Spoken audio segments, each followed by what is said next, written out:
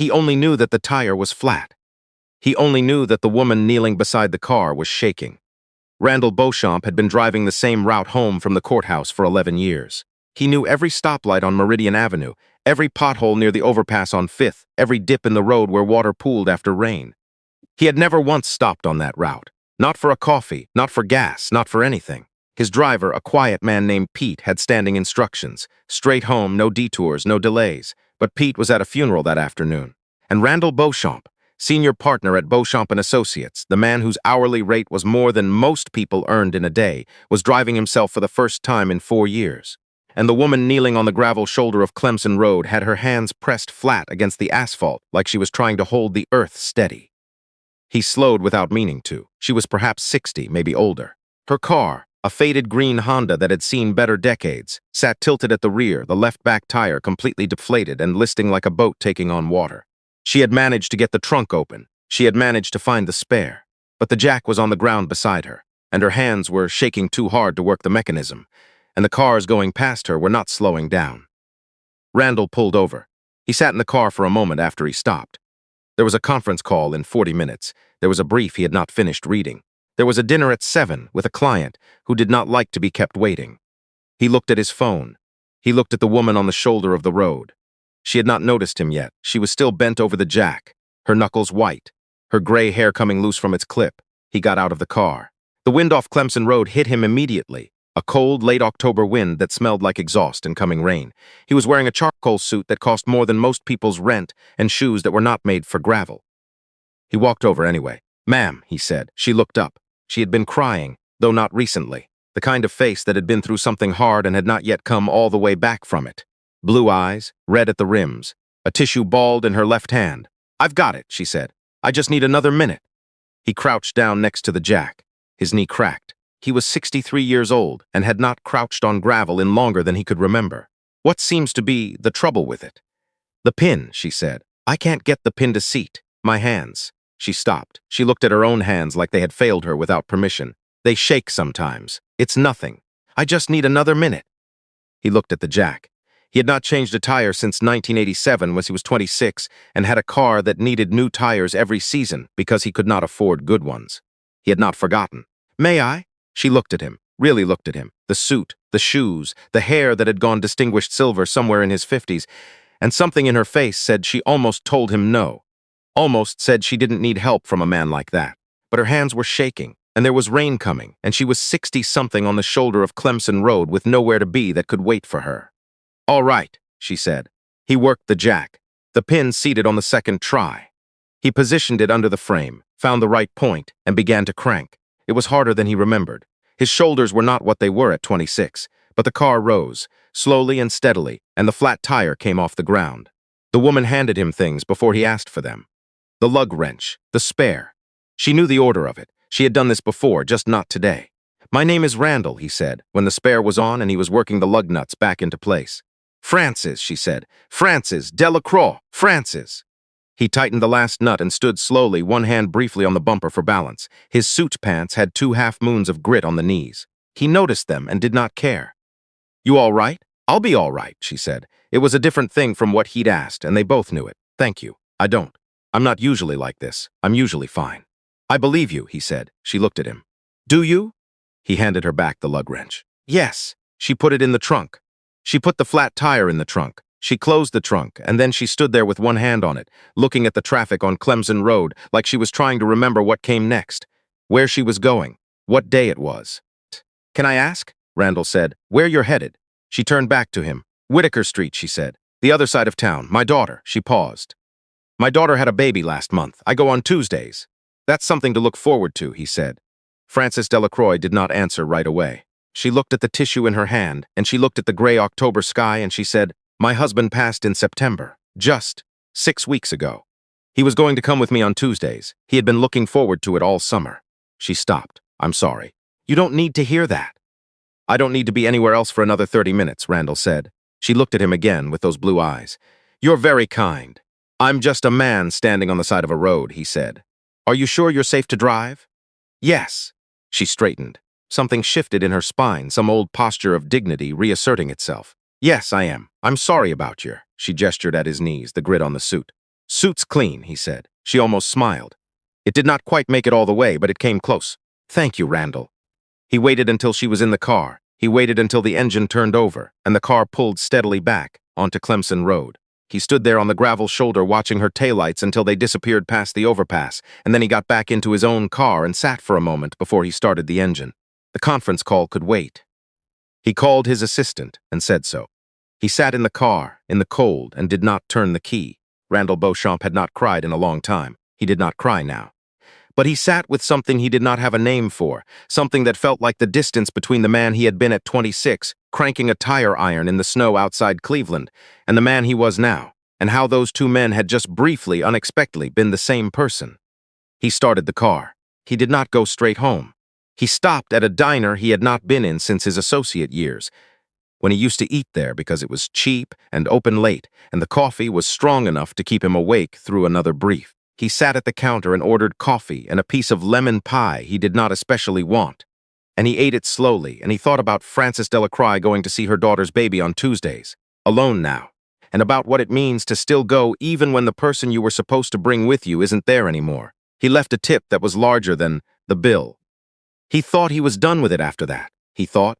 It was a moment, the kind that happens sometimes and then closes over. He drove home. He read the brief. He went to the dinner. And the client was not upset about the timing, and nothing was as important as it had seemed that morning. But he thought about her again on Wednesday. He had his assistant, a sharp young woman named Delphine who had been with the firm for 3 years and who managed his schedule the way a river manages a flood. Find the contact number for a Frances Delacroix on Whitaker Street. He did not explain why. Delphine did not ask. She put a name and number on his desk by noon. He looked at it for 2 days before he called. When he did call, it rang 4 times, and he had nearly decided to hang up when she answered. "Hello? Frances," he said. "This is Randall, from the road on Tuesday." A pause. "The man with the tire." "Yes." Another pause. "How did you?" "I hope you'll forgive me looking you up," he said. "I wanted to be sure you'd made it to your daughter's safely." "I did," she said. "I did make it." She was surprised to see me early. A brief sound that was almost a laugh.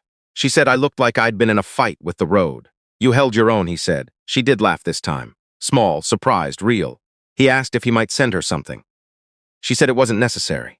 He said he knew it wasn't necessary, but he'd like to anyway. She was quiet for a moment and then said that would be all right. He sent her a gift card to the local grocery, not enough to be extravagant, just enough to be useful. He had Delphine include a handwritten note on firm stationery that said only, "For Tuesday groceries, RB." He thought that was the end. It was not. He drove past Clemson Road the following Tuesday. He was not going that direction for any reason. He told himself he was, but he was not.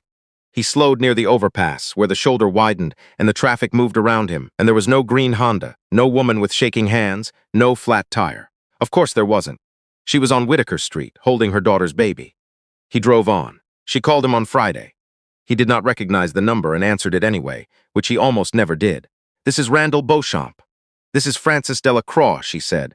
"And I want you to know that you are the first person who has done something kind for me since my husband died, and I am not very good at receiving kindness right now, but I am trying to say thank you properly." He was in his office. He was between meetings. The city spread out behind him through the floor-to-ceiling glass, all steel in October light. "You don't owe me anything, Frances, I know." "I don't," she said. "That's rather the point, isn't it?" He was quiet. "He was very good at changing tires," she said. "My husband, Bernard. He used to say it was the only useful thing he learned from his father. He was an English teacher. Not a lot of call for lug wrenches." "An English teacher," Randall said. 31 years at Hartwell High School," she said. "He retired in June. We had all these plans." She stopped. "I'm sorry. You're busy." "I'm not," he said. "You run a law firm." "I do. And I have 11 minutes before my next meeting, and I would like to hear about Bernard if you'd like to talk about him." She did talk about him. She talked about him for 9 minutes, which left Randall 2 minutes to wash his hands and walk to the conference room, which he did at a pace that was not quite running. He did not apologize for being late. He sat down and thought about an English teacher named Bernard Delacroix, who had spent 31 years teaching 16-year-olds to love sentences, and who had retired in June and who had not made it to October. After the meeting, he told Delphine to block his Fridays at noon. She raised an eyebrow. He said he had a call at that time on a recurring basis. She put it in the calendar without further question. He was not sure what he was doing. He was not the kind of man who made friends accidentally. He had colleagues, clients, a handful of people he'd known since law school who he had dinner with twice a year. He had not made a new friend since his 40s, and he was not sure this was what was happening now, but he also did not know another word for it. Frances Delacroix was not looking for a friend either. She said so, directly on the third Friday call. "I want to be honest with you," she said. "I'm not in a state where I can be a very interesting person to talk to. I forget things. I repeat myself. I cry without warning and then feel embarrassed about it." "I've been in depositions that were worse," Randall said. She laughed. He had not made a woman laugh in years. Not genuinely. He had made clients smile, had made opposing counsel groan, had made his junior partners nod at things he said in meetings. But a real laugh, surprised out of someone who hadn't meant to, was something else entirely. He told her about the tire he'd changed in 1987. He told her about the car, a '79 Buick that had cost him $600 and had a heat system that only worked on the left side. He told her about being 26 and cold and certain he was going to be someone eventually, just not yet. "Were you?" she said. "Someone eventually?" "Depends on who you ask," he said. "I'm asking you." He looked at the city through the glass. At the buildings he had watched go up over 30 years, the skyline he had outlasted 3 economic downturns to keep his office in. "I'm a good lawyer," he said. "I'm not sure I'm an interesting person." "You changed a stranger's tire on Clemson Road," she said. "In a suit that cost more than my car, the suit cleaned up fine. Most men in suits would have driven past." He did not answer that. "Bernard would have stopped," she said quietly, not to Randall but to the general air of the Friday afternoon. "He always stopped. He couldn't help it," he said. She stopped. He said the worst thing in the world was to have the ability to help someone and choose not to. Randall thought about that for the rest of the day. He thought about all the shoulders of all the roads he had driven past over 30 years. He thought about how many tires he had not stopped for. He did not say any of this to Frances. Some things are not for saying. The grocery gift card became a monthly thing. He did not make a production of it. He had Delphine set up a recurring order through a local delivery service. Produce, mostly, the kind of thing that a person living alone might not buy enough of. He put no note in the first delivery. Frances called him about it, and he said she could consider it a lawyer's retainer for the Friday calls, which made her laugh again and tell him he was ridiculous. "You are the strangest man," she said. "I've been told," he said. "No, I mean." She stopped. "I mean it as a compliment. You are not what you appear to be." "What do I appear to be?" "Formidable," she said. "You appear to be formidable, and you are, probably. But you're also the man who got grit on his suit on Clemson Road for a woman he'd never met, and then looked her up to make sure she was all right." He said nothing. "Bernard would have liked you," she said. That was the sentence that stayed with him. Not the compliment, not the observation about being formidable, but that one. Bernard would have liked you, delivered simply and without strategy by a woman who had nothing to gain from saying it. He told his driver, Pete, about it. "Not all of it, just the tire. Just the woman on Clemson Road," Pete said. "You changed a tire?" "Yes, in the Hartley suit. It cleaned up." Pete looked at him in the rearview mirror with an expression that Randall could not entirely read. "What?" Randall said. "Nothing," Pete said. "Nothing, sir." The Fridays continued into November. Frances began asking him questions. Not about the law firm, not about the cases, but about him. About where he grew up, about whether he had children. He told her about his daughter Vivian, who lived in Portland and called once a week and visited twice a year and was perfectly pleasant and had never fully forgiven him for the years he'd been too busy to be much of a father. "Do you forgive yourself?" Frances asked. "I'm working on it," he said. "That's the honest answer," she said. He asked about her son. She had a son in addition to the daughter with the baby, a man named Gordon, who lived 40 minutes away and called less than Vivian did. She said Gordon had Bernard's hands and Randall would like him. She said Gordon was also not very good at receiving kindness, which was perhaps a family trait. Randall thought about that. One Tuesday in November, Frances called instead of waiting for Friday. He answered immediately, which he noted, a small shift in his own habits that he filed without comment. "The baby smiled at me today," she said. "A real smile. The doctor says it's probably just gas at this age, but I know what I saw." "I believe you," he said. "She's got Bernard's eyes," Frances said. "I wasn't sure she would. I wasn't sure I wanted her to, and then I saw them and I—" She stopped. "She has his eyes, and I am so grateful." He sat at his desk, in his office, in the tall building, with the city behind him, and he did not say anything because nothing was needed. She said, "Thank you for answering." "I'll always answer," he said. There was a pause. "You know," she said, "I drove past Clemson Road last week, on purpose. I don't know why. I just wanted to see where it happened." "Where? What happened?" "Where somebody stopped," she said. "Where somebody got out of a very expensive car and crouched down in gravel to help a woman who was not managing very well and did not make her feel like a burden for it. I wanted to see what kind of place that was." What kind of place is it? An ordinary one, she said. Just a road. Randall looked out the window. November now, the trees bare, the light gone thin and early. 11 years of the same drive home, and he had never particularly noticed Clemson Road. The ordinary ones are where most things happen, he said. Frances said she supposed that was true. They stayed on the phone for a few minutes more, not talking about anything in particular. Whether the baby would have enough warm things, a book she had started reading that she thought Bernard would have liked. The kind of conversation that does not accomplish anything and does not need to. When she said goodbye, she called him Randall, just his name, the way you say a person's name when you have stopped being careful about it. He sat at his desk for a while after that. His junior partner knocked on the open door, a young man named Terence, thorough and ambitious, and incapable of idle conversation. Sir, the Donovan file. Give me 10 minutes, Randall said. Terence gave him 10 minutes. Randall sat with the phone still in his hand and thought about Clemson Road, and a green Honda with a flat tire, and a woman with shaking hands who had said, "I'll be all right," when she meant something more complicated than that, and how he had gotten out of the car, without quite deciding to, the way certain things happen before your mind catches up. He thought about Bernard Delacroix, who had taught high school English for 31 years, and believed that having the ability to help someone and choosing not to was the worst thing in the world.